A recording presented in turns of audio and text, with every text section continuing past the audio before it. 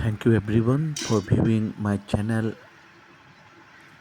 and today's vlog is on mula with rau. Mulaga masinga rauga thongba ꯅꯤꯡꯊꯝꯊꯥꯒꯤ ꯌꯥꯝꯅ ꯍꯥꯎꯕ ꯑꯩꯒꯤ ꯉꯁꯤꯒꯤ ꯌꯦꯟꯁꯥꯡ ꯑꯁꯤ ꯈꯖꯤꯛꯇꯪ ꯍꯥꯏꯕꯗꯤ ꯃꯍꯤ ꯂꯤꯛꯅ ꯆꯅꯞ ꯆꯅꯞ ꯂꯥꯎꯕ ꯃꯑꯣꯡꯗ ꯍꯥꯏꯕꯗꯤ ঝোল ꯌꯥꯝꯅ ꯂꯤꯛꯅ ꯑꯗꯨꯒꯨꯝꯕ ꯊꯣꯡꯕ ꯉꯁꯤꯒꯤ ꯑꯩꯒꯤ ꯔꯦꯁꯤꯄꯤ ꯑꯃꯅꯤ꯫ ꯉꯁꯤꯒꯤ ꯔꯦꯁꯤꯄꯤ ꯑꯁꯤ ꯑꯩꯈꯣꯏꯒꯤ ꯉꯥꯔꯦꯟ ꯊꯝꯕ ꯅꯤꯡꯊꯝꯊꯥꯒꯤ ꯑꯗꯨꯃꯥꯏꯅ ꯇꯧꯗꯅ ꯅꯨꯃꯤꯗꯥꯡ ꯑꯣꯏꯔꯝꯗꯥꯏꯗ ꯊꯣꯡꯂꯒ ꯑꯌꯨꯛ ꯉꯟꯇꯥꯗ ꯂꯦꯝꯍꯧꯔꯤꯕ ꯌꯦꯟꯁꯥꯡ ꯑꯗꯨꯁꯨ ꯆꯥꯕꯗ ꯌꯥꯝꯅ ꯍꯥꯎꯕ ꯉꯥꯔꯦꯟ ꯐꯝꯕ ꯍꯥꯏꯕꯗꯣ ꯑꯗꯨꯃꯥꯏꯅ ꯑꯩꯈꯣꯏꯒꯤ ꯏꯃꯥꯅ ꯇꯥꯛꯄꯤꯔꯛꯄ ꯑꯗꯨꯒꯨꯝꯕ ꯃꯑꯣꯡꯗ ꯑꯩꯅ ꯊꯣꯡꯕꯅꯤ꯫ ꯑꯩꯅ ꯔꯧ ꯑꯁꯤ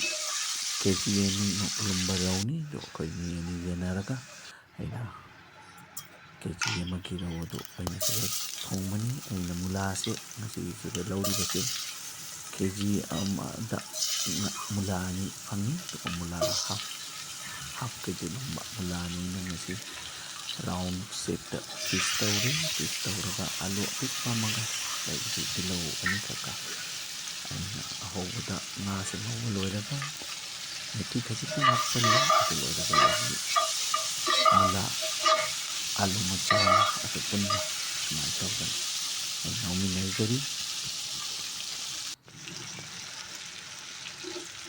ꯑꯩꯅ ꯉꯧꯃꯤꯟꯅꯕ ꯃꯇꯝ ꯑꯁꯤꯗ ꯉꯥꯒꯤ ꯃꯀꯣꯛ ꯑꯗꯨꯁꯨ ꯍꯥꯞꯆꯜꯂꯒ ꯉꯧꯃꯤꯟꯅꯖꯔꯤ꯫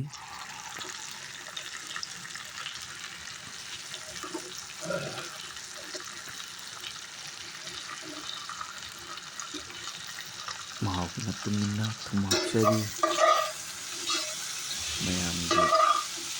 ꯁꯄꯣꯔꯠ, ꯃꯌꯥꯝꯒꯤ ꯚ꯭ꯌꯨꯁ, ꯃꯌꯥꯝꯒꯤ ꯂꯥꯏꯛꯁ, ꯃꯌꯥꯝꯒꯤ ꯀꯃꯦꯟꯠꯁꯀꯤꯗꯃꯛꯇ ꯃꯌꯥꯝꯕꯨ ꯊꯥꯒꯠꯆꯔꯤ꯫ ꯑꯩ ꯑꯁꯤꯗ ꯎꯃꯣꯔꯣꯛ ꯑꯀꯪꯕ ꯎꯃꯣꯔꯣꯛ ꯃꯆꯥ 2 ꯑꯀꯪꯕ ꯍꯥꯞꯆꯤꯟꯖꯔꯤ꯫ ꯑꯃꯁꯨꯡ ꯍꯋꯥꯏ ꯃꯔꯨ ꯕꯤꯟꯁ ꯁꯤꯗ ꯑꯗꯨꯁꯨ ꯑꯩꯅ ꯍꯥꯞꯆꯤꯟꯖꯔꯦ ꯈꯔ꯫ ꯑꯗꯨꯒ ꯍꯔꯤꯕꯣꯞ ꯈꯔ ꯑꯩꯅ ꯍꯥꯞꯂꯦ, ꯍꯔꯤꯕꯣꯞ ꯑꯀꯪꯕ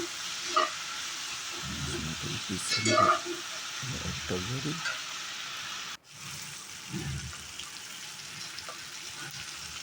ꯃꯊꯧ ꯇꯥꯕ ꯃꯆꯨꯒꯤ ꯆꯥꯡ ꯍꯥꯞꯆꯤꯟꯖꯔꯤ ꯑꯁꯤꯗ꯫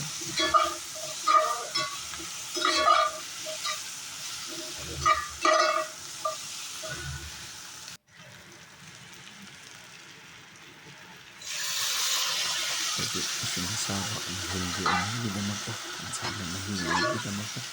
ꯏꯁꯤꯡ ꯑꯁꯥꯕ ꯑꯩ ꯍꯥꯞꯆꯤꯟꯖꯔꯤ꯫ ꯑꯗꯨ ꯉꯥꯏꯍꯥꯛ ꯐꯨꯠꯂꯕꯒꯤ ꯃꯇꯨꯡꯗ ꯃꯍꯤ ꯑꯁꯤꯁꯨ ꯆꯥꯎꯔꯥꯛꯄ ꯀꯥꯟꯈ꯭ꯔꯒꯅꯤ꯫ ꯑꯗꯨꯒ ꯑꯩꯅ ꯖꯤꯔꯥ ꯄꯥꯎꯗꯔ ꯏꯁꯥꯅ ꯁꯦꯝꯖꯕ ꯍꯥꯞꯆꯔꯦ ꯑꯁꯤꯗ꯫ ꯑꯃꯁꯨꯡ ꯐ꯭ꯔꯥꯏ ꯇꯧꯕ ꯉꯥꯒꯤ ꯄꯤꯁꯦꯁ ꯑꯗꯨ ꯑꯩ ꯁꯨꯃꯥꯏꯅ ꯇꯧꯅ ꯍꯥꯞꯆꯤꯟꯖꯔꯤ꯫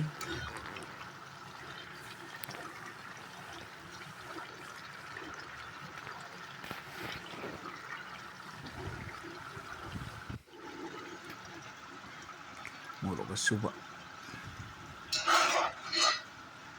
ꯄꯥꯎꯗꯔ ꯈꯖꯤꯛꯇꯪ ꯍꯥꯞꯆꯤꯟꯖꯔꯤ꯫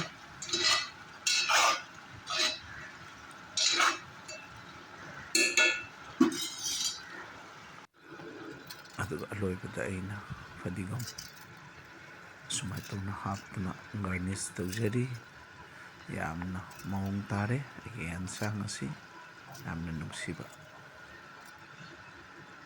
ꯉꯥꯁꯤꯡꯒ ꯃꯨꯂꯥꯒ ꯊꯣꯡꯕꯒꯤ ꯃꯅꯝ ꯑꯗꯨ ꯐꯨꯗꯣꯛꯂꯤ꯫ ꯃꯨꯂꯥꯒꯤ ꯃꯅꯝꯁꯨ ꯆꯞ ꯆꯥꯅ ꯂꯥꯛꯂꯤ ꯑꯩꯅ ꯑꯣꯏꯍꯟꯅꯤꯡꯕꯒꯤ ꯃꯑꯣꯡꯗ꯫ ꯌꯦꯟꯁꯥꯡ ꯑꯁꯤ ꯍꯧꯖꯤꯛ ꯉꯁꯤꯒꯤ ꯅꯨꯃꯤꯗꯥꯡ ꯊꯣꯡꯕꯒꯤ ꯌꯦꯟꯁꯥꯡ ꯑꯁꯤ